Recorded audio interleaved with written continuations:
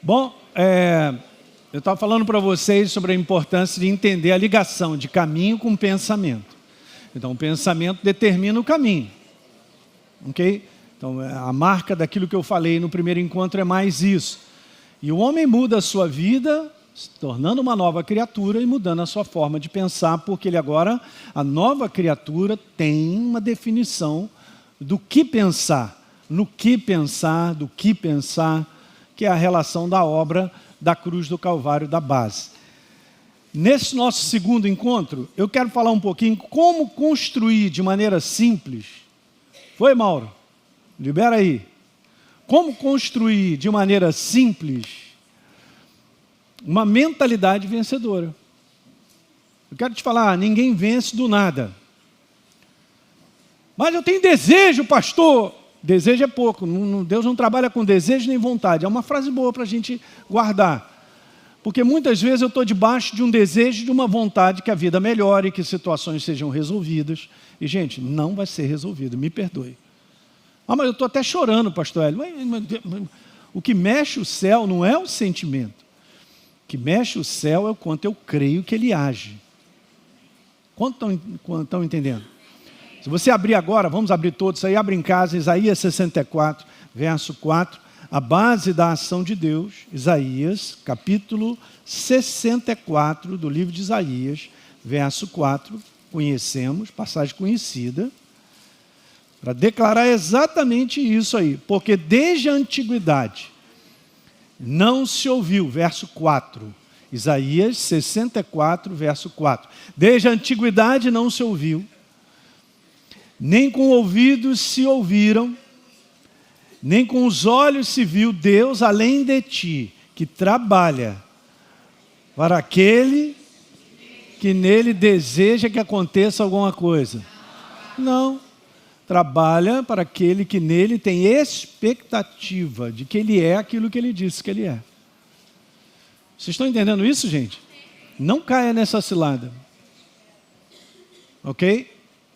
Porque Deus não trabalha com vontade e desejo, anota isso. Deus não trabalha, Ele trabalha com fé, que nós damos a Ele, é crença nele. Então, eu quero ler essas passagens para te mostrar algo. 1 Coríntios 2,14, está escrito, ora, a pessoa natural, vou voltar a trazer isso de volta, né? Eu só estou lembrando algumas coisas que são importantes daquilo que a gente leu. Ela não aceita as coisas do Espírito, porque eles são... porque eles são loucura. E ela não pode entendê-las porque ela se discerne espiritualmente. Eu comentei, eu preciso ler de novo para a gente emendar o que vem depois. Não, eu estou lendo certo? Está certo, é isso mesmo. O que vem antes, depois, a gente vai falar o que vem antes. Beleza, no verso 16... Isso, no verso 16 diz, pois quem conheceu a mente do Senhor que o possa instruir, nós, porém, temos a mentalidade de Cristo. E aí eu volto a colocar de novo, na nova tradução da linguagem de hoje, que diz lá, quem é capaz de dar conselho ao próprio Deus? Nós pensamos como Cristo pensa. Aí é jóia, hein? E agora essa da amplificada, que diz lá, nós temos a mente de Cristo para ser guiado por seus pensamentos e propósitos. Então, eu vou repetir esse conceito, que ele tem que estar em você, de maneira simples e óbvia, repetindo. Ter a mente de Cristo é pensar certo. É pensar certo faz com que vivamos de maneira certa, na direção certa. Então, pensar certo não é a perspectiva do homem sobre a sua vida e tudo que o envolve. Então, pensar certo não é a minha perspectiva, o meu pensamento a respeito da minha vida, da situação que me envolve. Pensar certo é um fundamento do mundo do Espírito, estou voltando a falar sobre isso. Uma vez que nos tornamos novas criaturas, tudo mudou, a começar pela nossa maneira de pensar. Diga amém. Mais uma vez, renovando aquilo que foi falado, ter a mente de Cristo, é construir uma mentalidade totalmente baseada na realidade da obra da cruz. Eu não posso olhar para mim diferentemente como Deus me olha. Elinho, você não é o bagaço. Mas eu me sinto bagaço. Mas é isso que acontece no nosso dia a dia.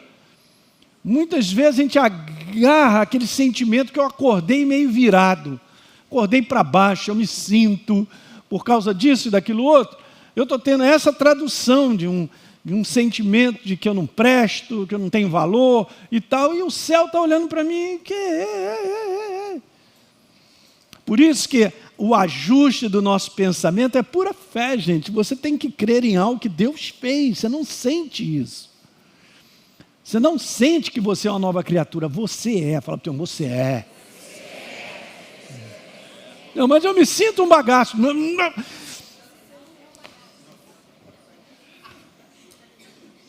Você é uma nova criatura.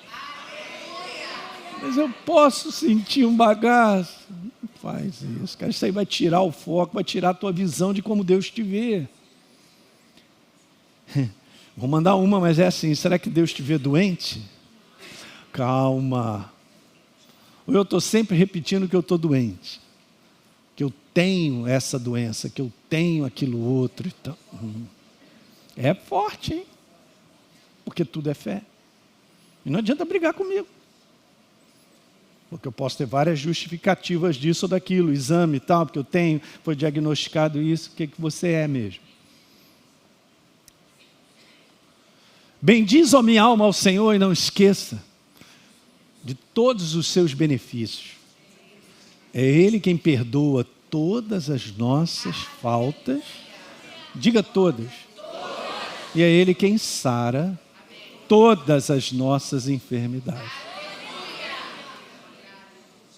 Esse universo desse campo, o inferno bota muita mina, o inferno bota as minas para tirar de mim e de você a certeza do céu, para interferir com dúvidas. E onde tem dúvida não tem certeza. Onde eu tenho interrogações, e a gente vai falar um pouco sobre mente confusa, eu não tenho certeza. Esse campo foi minado. Ele vai me quebrar. Porque o inferno me convenceu de algo, através de tudo que está acontecendo, e até mesmo do que eu sinto, que eu sou uma pessoa doente. Cristo me resgatou da maldição da lei. Ele se tornou maldito no meu lugar. Ele tomou as minhas enfermidades e levou as minhas dores. Pastor, é powerful isso? Claro que é powerful. E a gente tem que trabalhar o máximo no nosso coração para tirar as dúvidas, tirar os conceitos errados, para que a clareza e a certeza da verdade sejam tão grandes, cara. Você não luta para ser curado, você foi curado. Você não luta para ser salvo, você foi salvo. Você lutou para ser salvo? Era aí, demônio, não me segura, que hoje eu vou ser salvo. Quando você ouviu a mensagem e você creu, você foi curado, foi salvo. Só que eu não sabia, eu também fui curado. Mas é o que está na palavra. Tá vendo? O aleluia foi menos, foi mais devagar. Porque aquilo que a gente sente e aquilo que a gente vê interfere muito na nossa crença.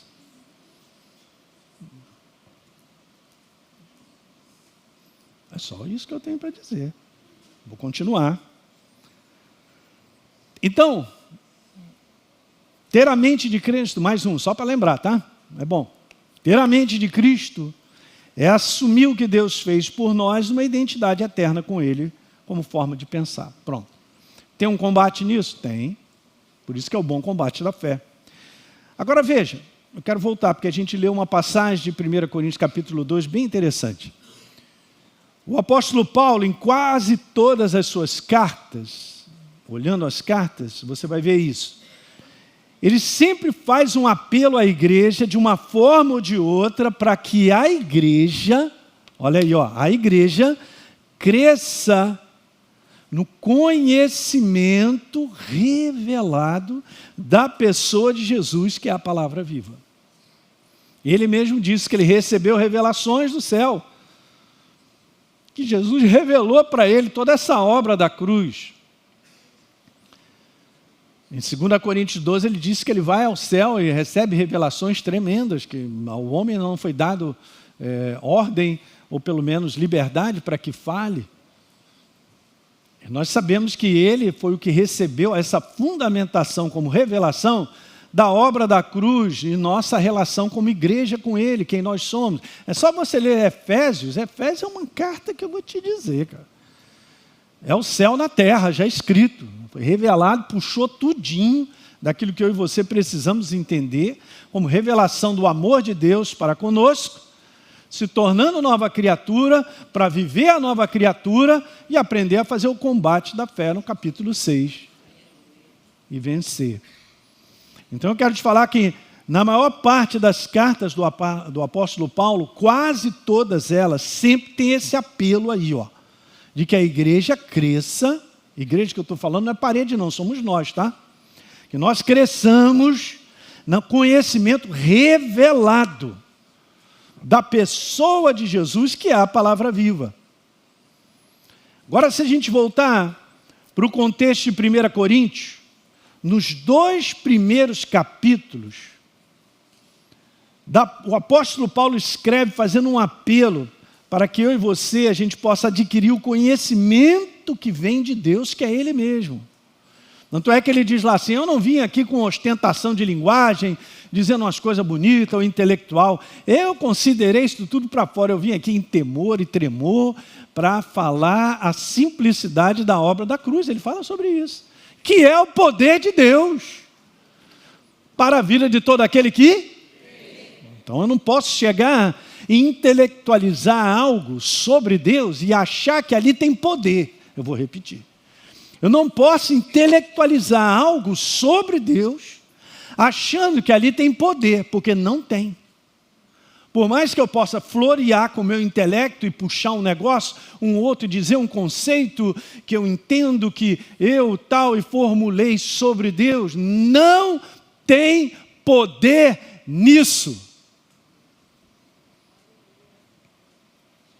Chutei o pau da barraca. E que os líderes tomem cuidado. Estou falando aí para tudo quanto é pastor. Eu também. Porque não me envergonhe, vocês estão comigo em casa aí. Não me envergonhe do quê? O evangelho não é a fabricação do ser humano. O evangelho não é o meu evangelho. Algumas religiões aí se tornaram o evangelho segundo o tio Zequinha, o pastor Floriano. O evangelho é o poder de Deus para todo que crê. Tudo que eu e você precisamos é o evangelho, que é o evangelho, mas não é o meu conceito, não é a minha ideia. Vocês estão ouvindo isso nessa manhã? Depois me manda esse CD aí que eu preciso ouvir. Isso é muito comum, gente, porque sabe o que acontece? O ser humano, ele quer falar. Eu tenho algo a dizer. E muitas vezes nós levantamos uma bola, que é a minha forma de pensar e o meu pensamento. Não adianta, não tem poder nisso. Então, quando eu pego, e eu quero falar sobre Deus de maneira intelectualizada, monto algumas coisas, tiro um conceito, uma opinião que veio de uma pessoa, aquilo outro, não tem poder nisso. Mas pastor, então eu não sei o que eu vou pregar. Faz o seguinte, lê o Salmo 23 devagar. E orando em língua, xalalabaxá, o Senhor meu pastor, nada te faltará, manda. Leu 5 minutos, libera aí, foi liberado o poder de Deus. Não tem esse negócio de florear, não tem esse negócio de ficar montando, eu não vou falar algo que ninguém nunca falou. Meu irmão, senta aqui, eu vou conversar contigo. Como assim? Você está querendo descobrir algo que já foi revelado aí, cara, está aqui na palavra. As camadas de revelações da verdade, que vem da própria palavra, estão aí. É para nós. Você entende, gente, que o que faz mudar a nossa vida, o que faz mudar tudo, é a vida da palavra. É o poder de Deus para salvação, cura, transformação, mudança de todo aquele que crê, ainda tem isso. Aí é o poder. O dia que você ouviu a mensagem sobre Jesus e você se entregou a Ele, você se entregou ao poder de Deus transformador, que te mudou numa nova criatura. Diga aleluia. É isso aí.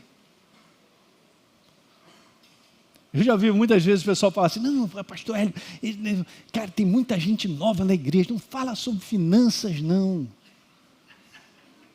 Ué, até parece que precisa de uma mensagem específica. Eu já vi gente se entregando a Jesus com cada mensagem, meu amigo. Porque é o Evangelho, eu não posso separar, ele é único. É o poder de Deus, é a mensagem da cruz, que envolve várias áreas da minha vida e da sua. Eu tenho que estar direcionado com aquilo que Deus põe no teu coração, esquece o resto. Eu vou falar de Jesus para uma pessoa, mas tem que ser devagar, tem que... Aquele jeito escorregadio e tal. Cara, como ser devagar? Se o Espírito Santo está te dirigindo você a falar, ele vai te dar as palavras próprias, creia nisso, e você vai dizer, não pode, não, isso aqui eu tenho que esconder. Não, isso aqui eu não posso falar, que ele não vai entender. Ó, é a nossa forma de pensar. Isso aqui eu não posso falar, que ele não vai entender. Essa é a nossa maneira de traduzir. Está errado. Primeiro você tem que ser dirigido. Jesus vai àquele tanque de Betesda lá encontrar... Tanque de Betesda não, vai para aquele tanque lá encontrar com aquela mulher lá, no poço, a samaritana. E Jesus abre a boca e começa a falar uns negócios meio doidos. Caramba, ela creu, veio a cidade inteira, creu também. Que mensagem é aquela? Mensagem tão simples, a água que eu te der, nunca mais você vai ter sede. Daí você tem sede, mas aqui... Jesus pregou 5 minutos, cara, e alcançou a cidade. Ou eu estou aqui há 50 minutos, 1 hora e meia, tentando empurrar para dentro da igreja.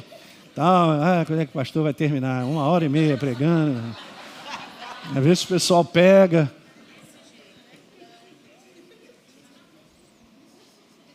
Não dei recado a ninguém aqui, não.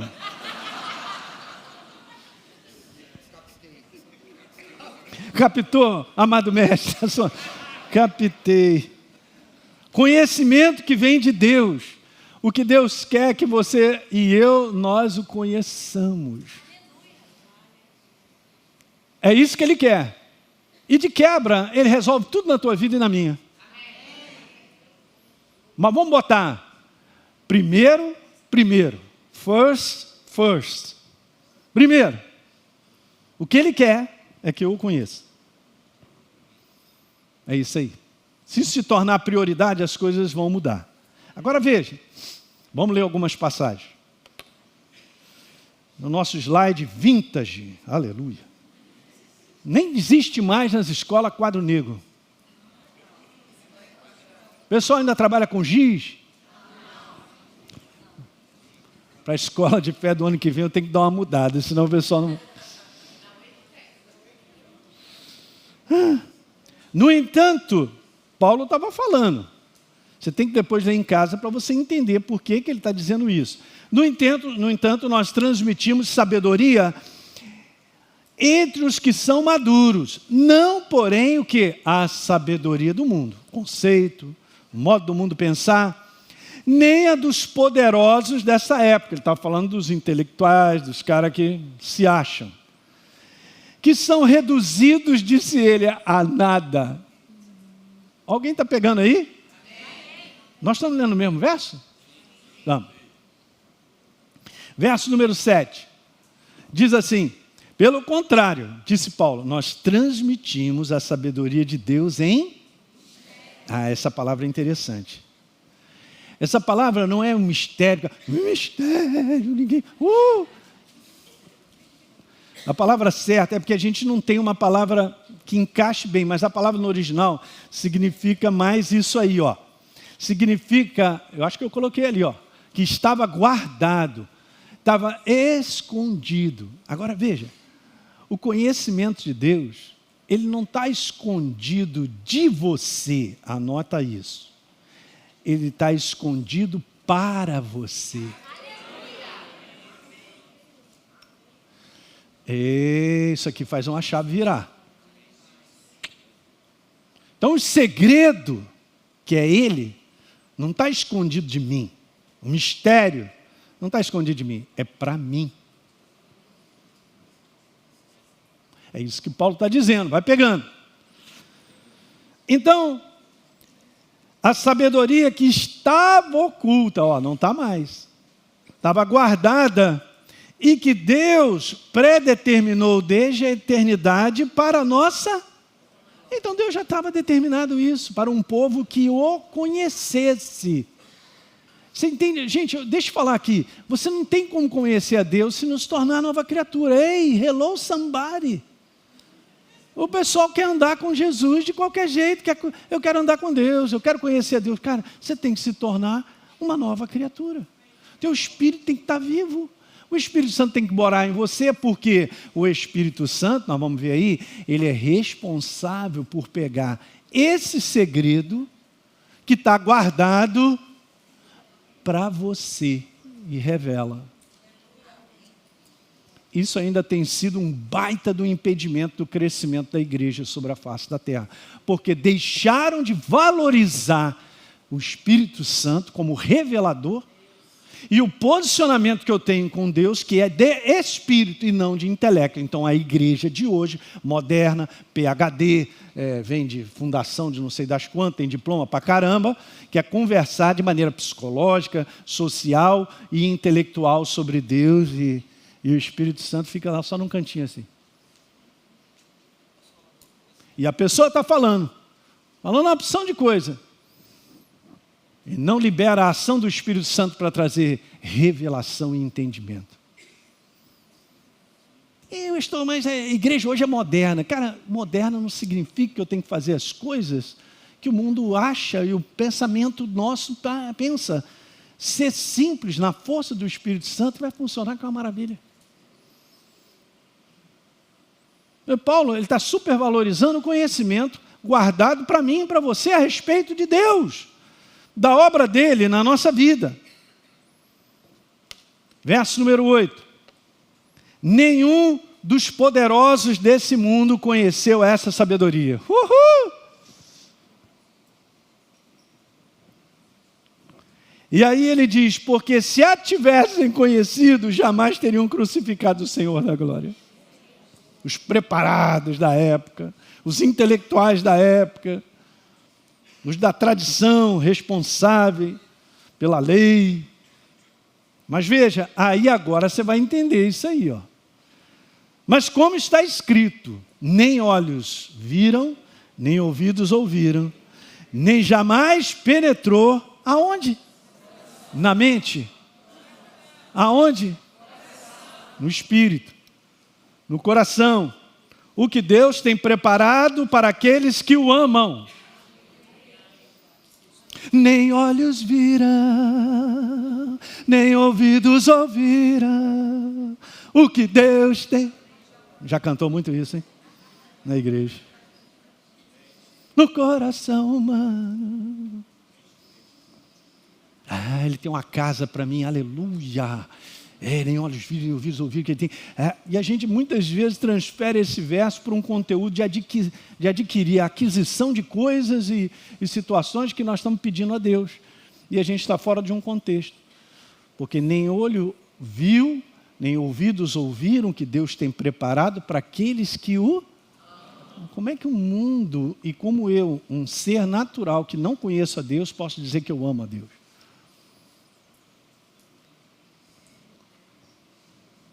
Conhecimento dele. Então o que Deus tem preparado para aqueles que o amam? Verso 10 ainda. Deus, porém, ele revelou esse conhecimento, verso número 9, a nós por meio de quem? É isso aí. Esse é o processo de crescer em Deus e aprender dele, de conhecê-lo, e eu vou sendo transformado nisso. É a operação do Espírito na nossa vida. Que Deus tem preparado para aqueles que o amam, que Deus tem preparado é conhecimento revelado dele. Nunca esqueça isso, porque é isso aí. Esse é o segredo e deve ser a nossa prioridade. Agora, olha que legal. O apóstolo Paulo escreve isso em 1 Coríntios. Agora, a declaração que ele dá em Filipenses capítulo 3, verso 7. Mas o que para mim era lucro, isso eu considerei perda por causa de Cristo. Na verdade, considero tudo como perda por causa da botei ali em amarelo, hein? Por causa da sublimidade do conhecimento de Cristo, meu Senhor. Por causa dele, perdi todas as coisas e as considero como o quê? Lixo, para ganhar Cristo. Verso 9. E ser achado nele. Não tendo justiça própria, que procede de lei, mas aquela que é mediante a fé em Cristo, a justiça que procede de Deus, baseada na fé. O que eu quero é conhecer Cristo e o poder da ressurreição. Olha, eu creio que isso não é só o apóstolo Paulo, não. Isso é palavra do Espírito Santo para nós. Aqui está o segredo. Então nós precisamos aprender a construir, gente, o conhecimento revelado da verdade. Como nosso fundamento na nossa caminhada com Deus. Então, construir a mente de Cristo, a mentalidade do reino, que é assim que eu chamo, envolve 3 coisas importantes. Primeira delas, eu quero construir isso aí, a mentalidade de Cristo. Porque é por ela que nós vamos vencer. É por ela que nós vamos enfrentar as situações e Deus vai nos dar vitória. Porque o posicionamento é um posicionamento do céu. Com base num pensamento, eu agirei com o posicionamento do céu, que Ele me pede. Está entendendo isso, gente? Muito legal. Então veja, aí está escrito, o grau. Qual é o grau? Eu faço essa pergunta, gente, porque a gente ensina isso na Escola Atos também. Essa é uma parte aqui que é importante. Isso é uma avaliação pessoal, tá? Mas isso que eu vou te falar, coloquei como primeiro. Então eu estou falando sobre nós construirmos a verdade revelada como fundamento na nossa jornada. É a minha vida sobre a face da terra. Então tem essas 3 coisas que fazem parte, que fazem parte desse processo. Primeira, qual é o grau do valor, da estima? Botei entre parênteses assim, qual é o grau da minha fome, da minha prioridade, que eu dou à verdade?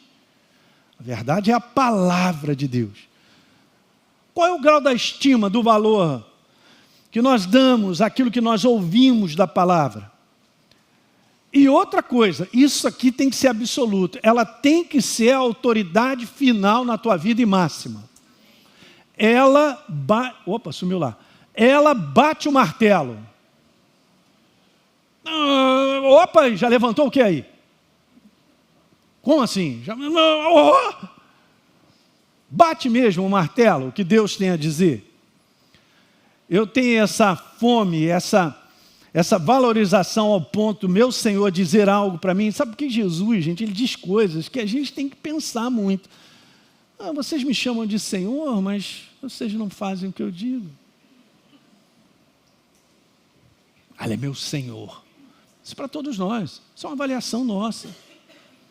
O quanto realmente o senhorio de Cristo funciona na nossa vida. O quanto realmente Ele é Senhor. Porque se eu não faço aquilo que Ele diz, tem alguma coisa errada. Não é senhorio isso. Ele tem que pensar um pouquinho, porque se o valor que eu dou à verdade não bate o martelo, não está ali como eu coloquei, não é máxima, não é uma autoridade máxima e final na nossa vida, eu quero te falar que eu já estou abortando, olhem para mim todos, eu já estou abortando o crescimento da revelação da verdade no meu coração. Já direto, estou abortando. Eu botei logo o primeiro. Porque se isso não for uma plataforma viva no nosso coração, não vai deixar os outros entrarem.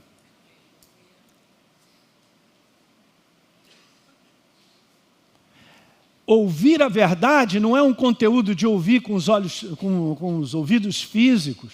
Ouvir a verdade é uma atenção interior, um foco interior e uma valorização daquilo que você está ouvindo. Peraí. Qual é a fome que está dentro de você que faz com que você ouça e essa verdade produza? Jesus fala de 4 solos, só um produz. Meu Deus. Cara, que derrota, né? 3. Mas todo mundo ouviu, né? Está escrito que todos ouviram. Mas só um produziu. E eu considero isso aqui a parte mais importante. Nas minhas orações, eu tenho pedido ao Espírito Santo para que isso aconteça na igreja do Senhor, na tua vida. Orei por esse seminário, para que isso aí tem que estar no lugar certo. Você tem que voltar a levantar isso aí. Não, mas eu não tenho fome. Cara, faz um trabalho sincero de coração com o Espírito Santo, ele vai te dar fome. Mas tem algo que eu faço também, é uma decisão da minha parte, porque isso aí precisa ser uma, como eu coloquei ali, prioridade. Qual o grau de paixão que você tem pela palavra de Deus, a Bíblia? 0. Meu Deus. Ah, mas eu sou de Jesus. Cara, é muito pouco. E a maior parte da igreja não lê a Bíblia. Então prova que na prática eu não tenho valor e uma prioridade que eu devo ter a esse livro. Esse livro não é a tua paixão, você não cheira ele, abraça, não vai funcionar. Muitas vezes eu estou sempre, eu não quero dar meu exemplo, mas isso acontece comigo. Eu me converti isso e fui um apaixonado e sou até hoje pela palavra.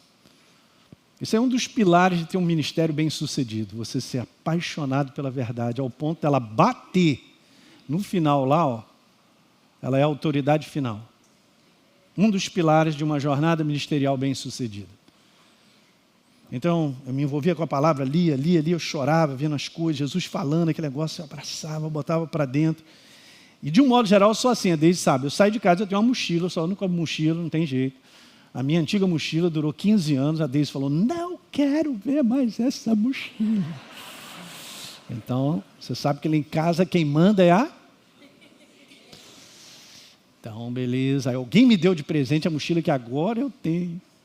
Aquela mochila eu ando de motocicleta, viajo, né, Luiz? A gente viaja, papo, faz uma opção de coisa.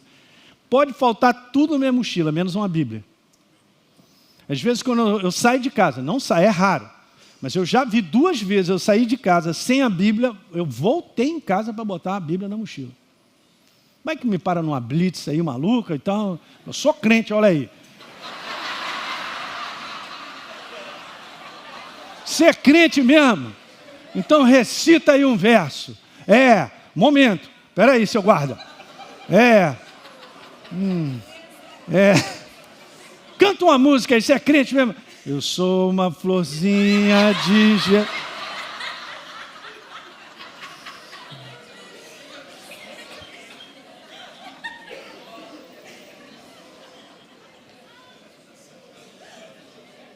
Eu estou falando de algo, não é porque eu sou pastor, não. Eu sou uma pessoa, você também. Porque se esse livro não for a tua paixão, escreve aí. Não vai dar para construir. Se esse livro apenas vou deixar o pastor, fala lá e tal, está lascado. Isso aqui tem que ser a sua relação pessoal. Em cima dessa relação, você vai construindo uma jornada. É em cima dessa relação que você põe para dentro palavras proféticas que Deus fala sobre a tua vida, de situações lá na frente, seja de família, seja de ministério, seja do que for. Tudo que está ali. Gente, olhar para a Bíblia é olhar Deus, gente. Não, eu quero tocar nele. Está aqui, toca na Bíblia. Mas se tornou tão comum, né? Ainda mais num país que a gente vive, que provavelmente a maior parte de nós aqui tem mais de 5 Bíblias em casa. Pastor, vai devagar. Estou indo. Mas não tem, eu quero dizer isso para vocês, não tem como nós entrarmos nesse processo de construção da revelação da verdade, simples, poderosa, que nos dá visão suficiente e posicionamento para vencer as adversidades, se esse livro não for autoridade máxima, prioridade na minha vida. Eu estou gastando um tempo que eu sei que esse é o ponto. Da qual a igreja, a maior parte, completamente desprotegida, porque não recebe essa palavra como deveria receber. Muita gente tocou em Jesus, muita gente andou próximo de Jesus, mas poucos foram transformados por Jesus. Jesus andava com multidões, mas transformação, mudança, poucos. E continua sendo a mesma coisa. Depois de um ministério daquele violento, ele ressuscita, aparece para 500 pessoas, está lá escrito isso no livro de Atos. E ele fala para essa turma toda, moçada, presta atenção aí, hein? Só sobrou 500, né? Tinha uma multidão. Sou eu mesmo, pode tocar em mim, eu estou ressuscitado. Ó, esperem em Jerusalém até que do alto vocês sejam revestidos. Só foi 10 dias depois, só tinha 120. Eu vou fazer parte daqueles que não vão dando importância e vou vivendo. Eu vou vivendo, não dando importância o que Deus tem a me dizer, não vencerei. Não vencerei sobre a face da terra. Sendo nova criatura. É só o que eu tenho para falar. Mas isso é pessoal, gente. De repente, o que precisa acontecer é um resgate, que lá no início da tua jornada cristã era assim, era bem vivo. Mas você tem que resgatar. Trazer de volta.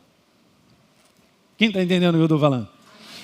Daí eu fico nessa insistência da galera, né, gente? Pega a tua Bíblia aí, pega as canetinhas, constrói aí a tua Bíblia com coisas que você percebe, até vejo um verso, tal. Aí tem uma parte do verso que falou algo, aí eu grifo mais intenso naquele lugar, porque o Espírito Santo está falando. Essa é a minha relação com ele, não dá para fazer isso na eletrônica, cara, não dá. Vou te falar, esse negócio da eletrônica, famoso relacionamento iceberg. Ice. Não dá. Ice, gelo. Não dá. Mas isso aqui não. Isso aqui é pessoal. Pastor Hélio, me dá a sua Bíblia? De forma alguma. Você pode me pedir tudo. A não ser que Deus me fale para te dar. Vou chorar muito, mas vou te dar. Como já aconteceu uma vez comigo. Não vou contar essa história. Minha filha pediu a minha Bíblia. Eu falei, Jesus. Estou construindo uma nova. Eu falei para ela, vai levar alguns anos. É forte. Não tem como. É tua Bíblia. Você tem que aprender a manusear, amar ela. Estar com ela. Ler. É pessoal isso, gente. Eu não posso fazer por você. Eu boto aqui os versos, a gente põe, então, beleza, é só para adiantar, mas anota, lê em casa. Eu sempre falo isso, eu ouviu algo, tudo isso que a gente está colocando aqui, pega em casa, vai na tua Bíblia, lê, grifa, aquilo que você está percebendo que o Espírito Santo está te chamando. Vocês estão entendendo isso aí? Eu quero te mostrar essa passagem, que é Marcos 4, 24, na Bíblia amplificada. Infelizmente, não temos ainda ela traduzida para o português. A medida do pensamento, ou seja, a medida do tempo que eu gasto pensando, é meditação. Meditar é pensar a respeito. Isso envolve um tempo, não é? A medida do foco, da atenção. E quando a gente fala de estudo, é você perceber que muitas vezes, por exemplo, eu leio uma passagem, aí o Espírito Santo vai te lembrar que Jesus também fala isso num outro evangelho. Vai lá ler. Você entende? Ele mesmo vai te mostrando onde vai. Não é um estudo, porque não é mente, gente, é espírito. Não é? Então, a medida do pensamento, da meditação, do foco, da atenção que você e eu, nós dermos à verdade que ouvimos, porque isso aqui está no final da parábola do semeador, Jesus já mandou essa. De que maneira você está ouvindo? Qual é o foco? Será a medida da virtude e conhecimento que virá de volta. Então, veja bem, o grande regulador da verdade revelada chegar a você é o seu próprio coração, anota aí. Não tem nada a ver, pastor, mas eu sou tapado. Não, você não é tapado. Falo para mim, você não é. Você não é tapado. Ninguém aqui é tapado, ninguém aqui é burro, diga aleluia. Porque nós somos seres espirituais vivos. Nós vamos recebendo de Deus pelo Espírito. Nós vamos entendendo espiritualmente, não é intelecto.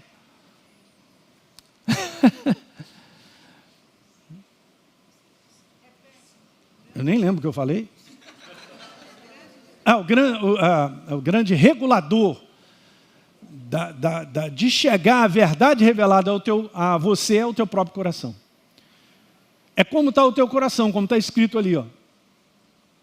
Então Deus opera uma pessoa, eu me lembro é o meu testemunho de uma situação, eu e uma outra pessoa, ouvindo a mesma mensagem, ó gente, do lado, eu e uma mesma pessoa, só que aquela mensagem mexia tanto no meu espírito, porque eu estava, claro, com um espírito aberto, estava com fome, ávido, que aquilo foi mudando e transformando, ao ponto de eu não aguentar, porque eu percebi a alegria e ao mesmo tempo o choro.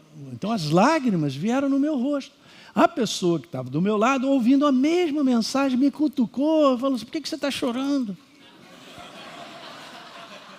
O que dizer para um cidadão desse? A Deise está dizendo que não foi ela.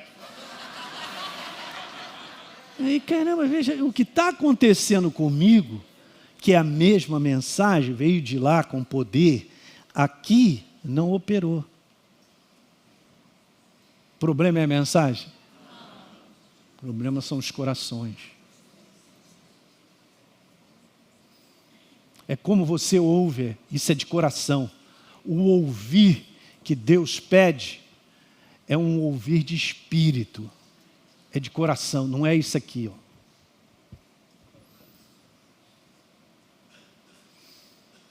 Então, o que te prepara para verdades espirituais e revelação da verdade é a capacidade do teu coração, é a tua fome, o teu paixão. Não, presta atenção, espera aí. Para de falar aí. Presta atenção. É isso. Qual o nível de atenção, foco, amor, paixão? A palavra de Deus precisa ser o nosso estilo de viver. A palavra de Deus, como verdade revelada, ela está perdendo para essa geração de hoje aquilo que ela sempre foi. Deus e a sua palavra sempre foi, sempre será a nossa suficiência. Eu estou querendo alguma coisa a mais. Não tem, não existe. Eu vou buscar uma suficiência que é meramente mundana. Do ponto de vista físico, não existe. Ele é a nossa suficiência. Trazendo tudo que nós precisamos. Então a palavra de Deus, como fundamento de existência, tem sido apresentada, de uma certa maneira, como um apoio. Não? É um suporte, mas não é a base, não vai funcionar.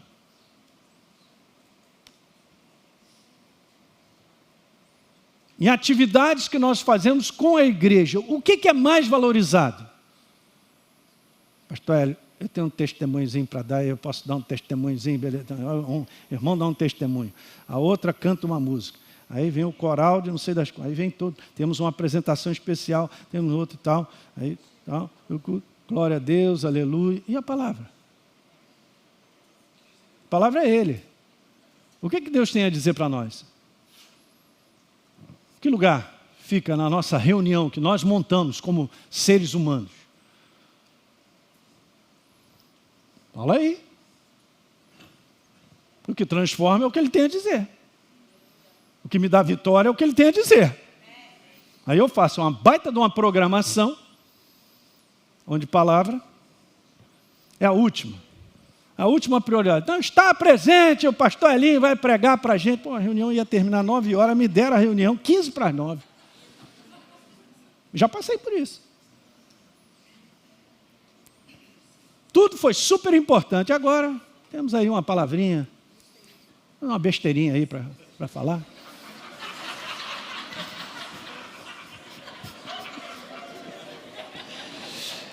Jesus só rindo mesmo, né? Qual é a força da importância da palavra, gente, que eu dou?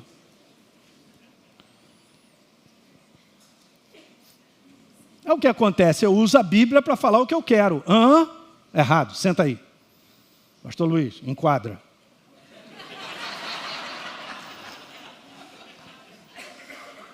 Quer dizer que você usa a Bíblia para falar o que você quer. Maravilha. Estou com medo dela. A base mesmo delas é o que eu penso. Eu penso que Deus é assim. Eu penso que Deus quer assim. É você que está pensando. Eu penso que Deus não cura todo mundo. Sai dessa agora, pastor Hélio. Eu não saio. Eu não vou conjecturar essas coisas. Porque Ele é o Senhor que sara todas as minhas enfermidades. Se eu não estou sendo sarado, o problema é meu. Eu devo estar com alguma coisa. E aí se eu começo a buscar, eu buscar, eu vou enxergar a verdade. Mas quer dizer que então uma experiência de alguém não ser curado vai quebrar o que Deus disse, que Ele tomou sobre si as nossas enfermidades. Não, pastor, você vai devagar, pastor, não é bem assim. É que Deus cura uns, não cura outros e tal. Essa é a tua crença do eu penso, porque eu concluí, eu vendo isso, aquilo outro, eu tenho a minha ideia. Então as experiências se tornam a minha crença, mas o que Deus tem a dizer não é. O homem tem que estar certo, Deus é que tem que estar errado. Mas é o que acontece na prática, gente. Eu já vi uma pessoa me apertar assim numa parede, mas eu já era um ser transformado, eu era de Minas. Você não pode pregar assim, rapaz. Como você vai pregar assim, que Deus cura todo mundo? Aí engoli seco, dei 3 pulinhos, fiz polichinelo, fiz umas flexões. Eu falei, Jesus, me ajuda a falar alguma coisa aqui para esse indivíduo. Eu vou falar o que a Bíblia tem a dizer.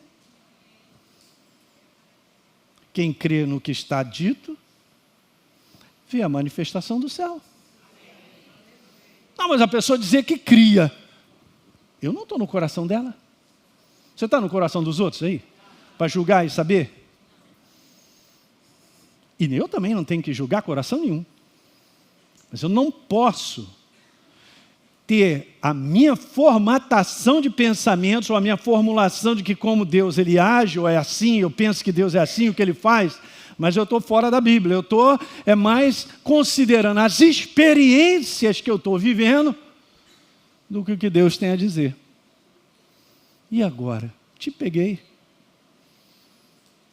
Quem vai fazer essa separação somos nós, no grau do valor que nós damos à palavra. Gente, quem está sempre devendo é o homem, não é Deus. Quem sempre tem que aprender não é Deus, sou eu. Posso ir embora? E a gente ainda fica naquela plataforma orgulhosa de, não, claro que não. Não, mas Deus não é, mas Deus é tudo é o que eu acho, o que eu penso e vou colocando. Uma vez eu estava numa reunião, isso foi um testemunha minha ocular, sou eu. Há uma reunião de pastores, um grupo de pastores, e um pastor se levanta para dizer assim, Deus é tão soberano que se Ele quiser, Ele muda a sua própria palavra. Como se Deus escrevesse um livro e de repente Ele falou assim, anjo, pega lá, tem um negócio que eu não coloquei ali que eu não gostei.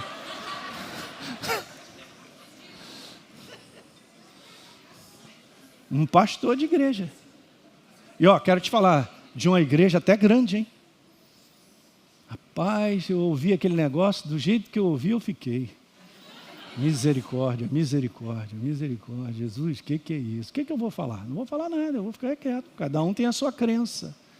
Cada um vive a sua crença. Pastor tão confundido, tão confuso, nas suas crenças a respeito de Deus, porque tem o seu fundamento em alta, que hoje nem é mais pastor. De uma igreja como aquela. E o inferno foi só... Vai pegando uns conceitos aí de... Poxa, mas fulano de tal falou. Eu assisti na internet, o pastor Ele disse. Vai conferir se ele disse, está na palavra.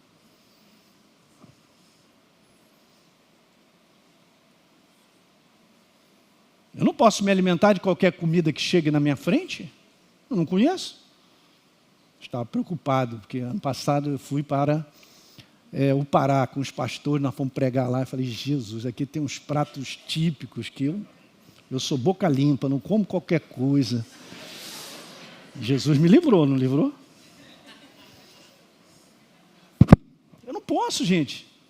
Pastor, mas o senhor é muito radical. Eu não sou radical. Deus, ele é. Agora, o que eu penso sobre ele é outra coisa, mas ele é. O que eu acho? Ele é. Pergunta aí onde é que eu tenho que chegar. Estou mostrando para vocês, hein? Eu estou nesse primeiro gastando mais tempo, porque esse é o...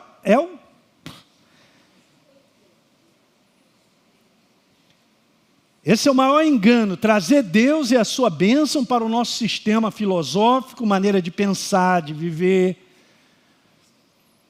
Uma parte da igreja do Senhor pensa que vive uma crença em Deus, quando na verdade, ao contrário, vive a sua maneira de crer em Deus, agradável a si mesmo. Olha aí. É porque é agradável, pastor, mas aqui, tá legal, então, bateu bem na cabeça? Como assim bateu bem na cabeça? Tem que dar 2 mais 2 dão 4, tem que ser dentro da minha caixa de formatação, do meu jeito de pensar.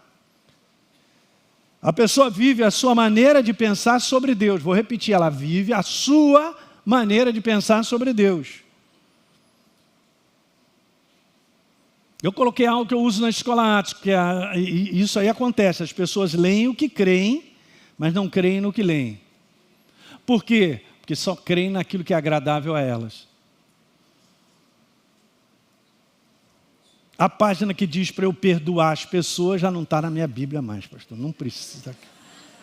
Já tirei aqui algumas coisas que não... Então Deus e a sua palavra... precisa ser a minha palavra, precisa ganhar espaço para fazer parte de quem eu sou. Quem você é? Um ser pensante. Se encha do pensamento que é Deus, a sua palavra, e você vai vencer, cara. Falar do valor dado à verdade é perguntar qual o tamanho da minha submissão, da minha entrega à verdade que eu ouço. Veja que legal, o salmista no Salmo 119, 47, terei prazer nos teus mandamentos, os quais eu amo. Ó, lindo, né? Olha aí o 97, melhor ainda, quanto amo a tua lei, é o meu pensamento todo dia. Olha o 98, então, porque você pensa nele todo dia, eles te fazem mais sábio que os seus inimigos. Porque você tem sempre eles com você. Olha Neemias, Esdra, capítulo 8, verso 3. Com a restauração do templo, a galera pede para trazer o livro da lei. Esdra lê o livro em voz alta diante da praça que fica em frente ao portão das águas. Desde o amanhecer até o meio-dia, não aguento. Como não aguenta? Desde o amanhecer até o quê? Pelo menos 6 horas lendo a Bíblia.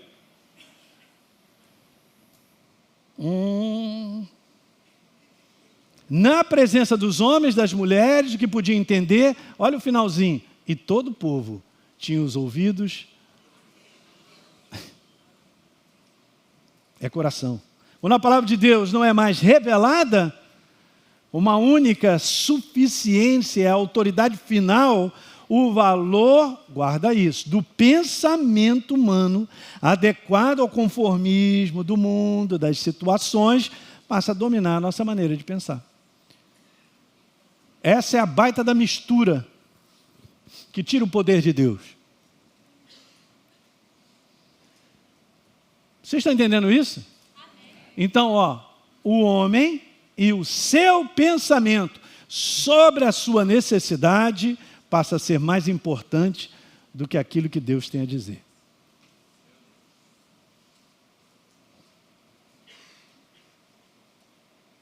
Meu Deus. Aí vem várias situações que acontecem, a gente nem descobre que a gente está deixando a prioridade da verdade para o lado. Eu vou passar adiante porque não vai dar tempo. Inconscientemente, a vida do homem passa a rodar em volta de si mesmo. E eu acabo valorizando o que eu penso, o que eu acho, eu sinto acima da verdade. Eu não quero, eu não sou consciente, mas isso está acontecendo na prática. Uau! Pastor, a gente tem que acordar. Claro que tem que acordar. Eu falei para vocês, a força do inferno está onde nós não reconhecemos que ele está agindo. Eu não vou saber mesmo. Claro, você precisa de iluminação, discernimento do céu, para enxergar. No momento que a luz chega sobre uma situação que o inferno estava operando, foi embora. É como acender esse santuário. No momento que a luz foi embora, as trevas foram embora. Não tem luta entre a iluminação da verdade com as trevas. Não tem luta. Chegou a verdade, as trevas foram. Se tornou a nova criatura, você não pertence a Satanás. Nem eu. Você entende? Chegou a verdade, iluminou. No momento que a verdade chegou, já reconheceu tudo, as trevas perderam, foram embora, não dá mais para enganar. Mas enquanto eu não tenho iluminação, enquanto eu não sei conscientemente, enquanto eu não tenho percepção, então eles estão ganhando, soltando rojão, liderando a minha vida e eu não estou nem percebendo. É isso aí, levanta, Helene. O que você tem a dizer? O que você tem a dizer? Eu tenho algo a dizer. Eu quero dizer umas coisinhas, pastor, eu tenho um testemunhozinho, eu quero dar uma palavrinha aí, eu quero dar... Todo mundo quer falar. Lembra uma vez, eu por um tempo fui pastorear de uma forma diferente, uma igreja, o bispo me pediu, chegava lá, pastor, eu tenho aí uma musicazinha preparadinha, sempre vinha com o dedinho assim, uma musicazinha preparadinha. Eu já sabia, domingo eu chegava lá vem ele com os dedinhos dele. Eu tenho uma musicazinha preparadinha aí, Mas na verdade ele quer se mostrar. Uma musicazinha preparadinha. Também, pastor, o que eu quero é pegar no microfone. Primeiro tem que pegar a vassoura e varrer de manhã a igreja. Tá vendo? Não tem amém, tá vendo? Ela tem risada. Eu não, vou acordar cedo, ficar todo suado. Pois é. Você sabe que no livro de Hebreus diz coisas que é tremenda, né? Todo mundo quer ser conhecido, porque nós estamos vivendo a cultura do ser conhecido e dos likes. Mas no livro de Hebreus diz assim, homens, falando sobre os heróis da fé. Vou repetir de novo, heróis da fé. Só um momento, heróis da fé. Heróis da fé. Moisés, Noé, Abraão, e o apóstolo vai escrevendo, daqui a pouco ele diz assim, a respeito de alguns homens. Homens dos quais o mundo não era digno. Sabe o nome deles? Entrou no Instagram deles? Você não sabe, nem eu. Mas Deus sabe. Mas a gente quer se mostrar, porque a gente quer ser conhecido, a gente quer uma autoafirmação, a gente quer... Cara, isso é das trevas, cara. Quando Jesus entra na tua vida, Ele te preenche.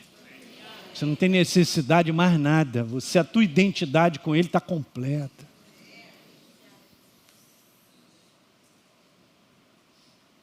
Não, mas Ele quer me usar. Sim, beleza, Ele quer usar cada um de nós. Mas toma cuidado com esse eu aí. Esse eu é muito perigoso.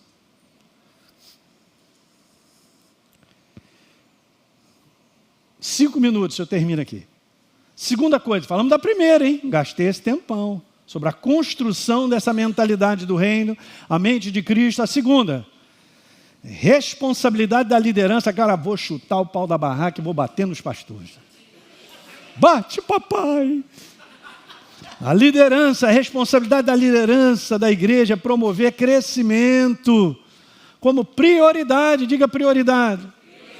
Beleza, na Bíblia judaica completa está aí, ó, Jeremias 3,15, darei a vocês, pastores, segundo o meu coração, disse Deus, e eles alimentarão um conhecimento e entendimento.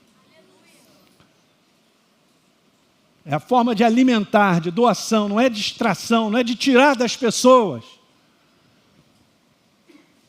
Tem que ministrar segundo o coração de Deus. A função da liderança é ser um instrumento de formação, não é instrumento de informação. Jesus ensinava o caminho de Deus de acordo com a verdade, está ali em amarelo. Ele ensinava o caminho de Deus de acordo com o quê? E por último, coloquei três coisas que fazem parte desse processo. Você já entendeu a primeira, que é fundamental. É óbvio, você se entrega a Jesus, você vai sentar numa cadeira, você vai para um ambiente de uma família onde alguém vai te ensinar.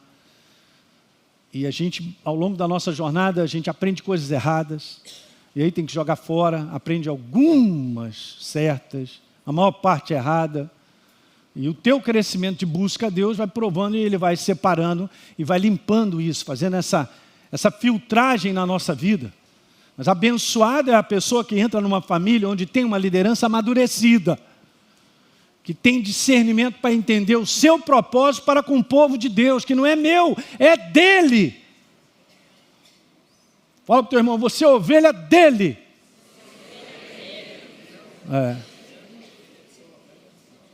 E a ovelha deixou de fazer bé, bé, bé, bé.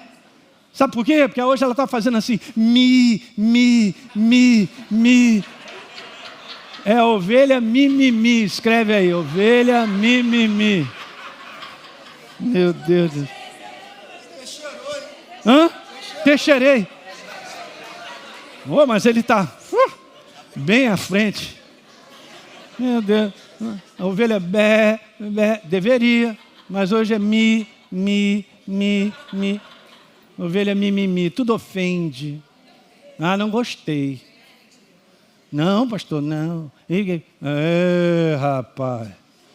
Sai da lama, jacaré. Vamos lá, pessoal, só mais esse a gente vai liberar. Terceira e última coisa nesse processo do crescimento. Não, já botei aí, cuidado, né? Já foi. Vamos lá, terceira. Rapaz, pulei? O que vem aí depois? Vamos ver. Agora, terceira. Não, mas vamos seguir, senão não vai dar. Necessidade de manter a consciência viva que você é uma nova criatura. Bom, se eu sou uma nova criatura, eu também tenho que ter a consciência de viver como nova criatura.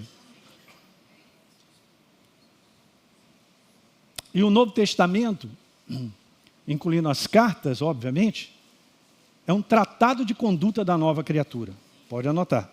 Então Paulo disse, quando alguém se faz cristão na Bíblia viva, veja aí, torna-se uma pessoa totalmente nova por dentro. Já não é mais a mesma. Teve início uma nova vida, então tem uma nova maneira de pensar. Gálatas 6. Pois nem a circuncisão é coisa alguma, nem a incircuncisão, mas ser nova criatura. O que é legal que está lá no finalzinho de Gálatas, às vezes as pessoas não prestam atenção, mas tem um verso depois. Então, o que é importante é ser nova criatura. Aí Paulo diz assim, e a todos quanto andarem ou viverem de conformidade com essa verdade, ser nova criatura. Então está falando sobre viver, sobre andar.